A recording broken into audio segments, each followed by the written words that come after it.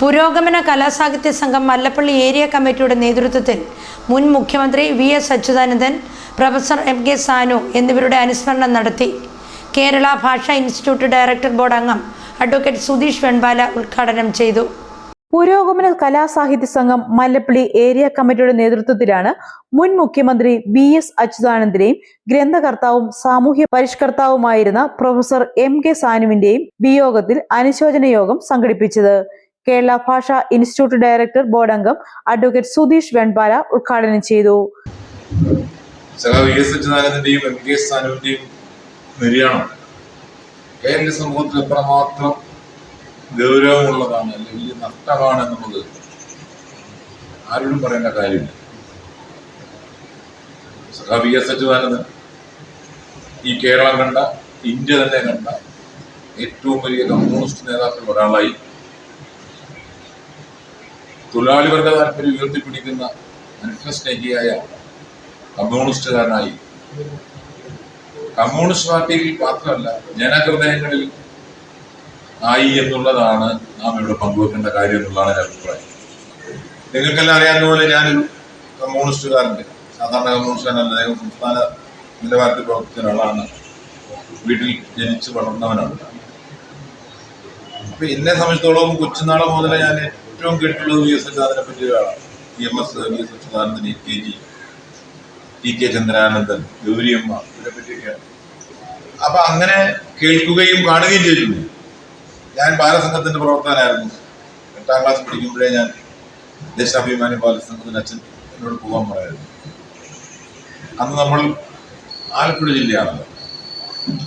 ഞാനന്ന് ആലപ്പുഴ ജില്ലാ committee ഓഫീസായ Thiruvambady 1979-80 തിരുവമ്പാടിയിൽ party office ചെല്ലുമ്പോൾ വി.എസ്. അച്യുതാനന്ദനെ നേരിട്ട് കണ്ടു. അദ്ദേഹം ജുബയൊന്നായിട്ട് തിരിച്ചു വരുന്ന വഴിയാണ് അമ്പലപ്പുഴ ടി.കെ. ചന്ദ്രാനന്ദന്റെ അച്ഛന്റെ പെങ്ങളുടെ ഭർത്താവാണ്, എന്റെ ചിറ്റപ്പനാണ്, അപ്പച്ചപ്പൻ. അവിടെ കയറി താമസിച്ചിട്ടൊക്കെയാണ് ഞാൻ വന്നിട്ടുള്ളത്.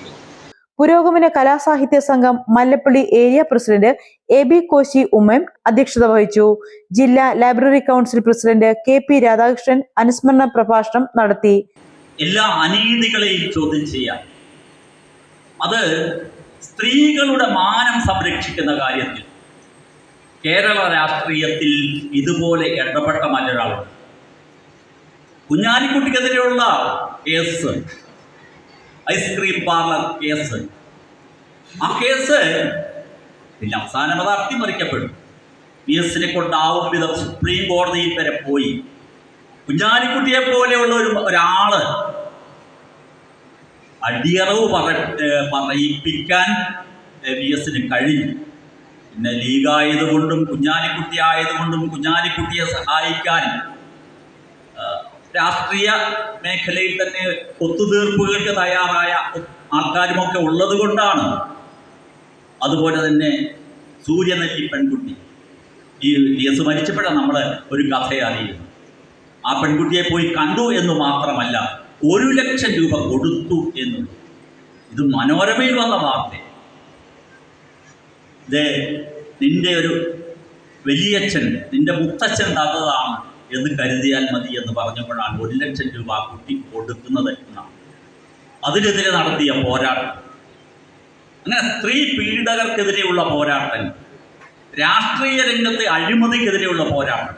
നേരത്തെ സുധീഷ് ഇവിടെ പറഞ്ഞു, ആർ ബാലകൃഷ്ണപിള്ളയെ, ഇന്ത്യയുടെ ചരിത്രത്തിൽ ആദ്യമായിട്ടാണ് ഒരു മുൻ മന്ത്രി അഴിമതി കേസിൽ ജയിലിൽ കടന്നു.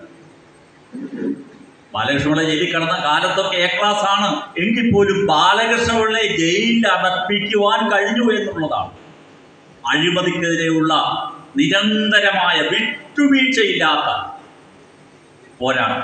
Joy Joseph, VP. President, Pukasa area secretary Thomas MP., joint secretary Thampi Kolath എന്നിവർ പ്രസംഗിച്ചു.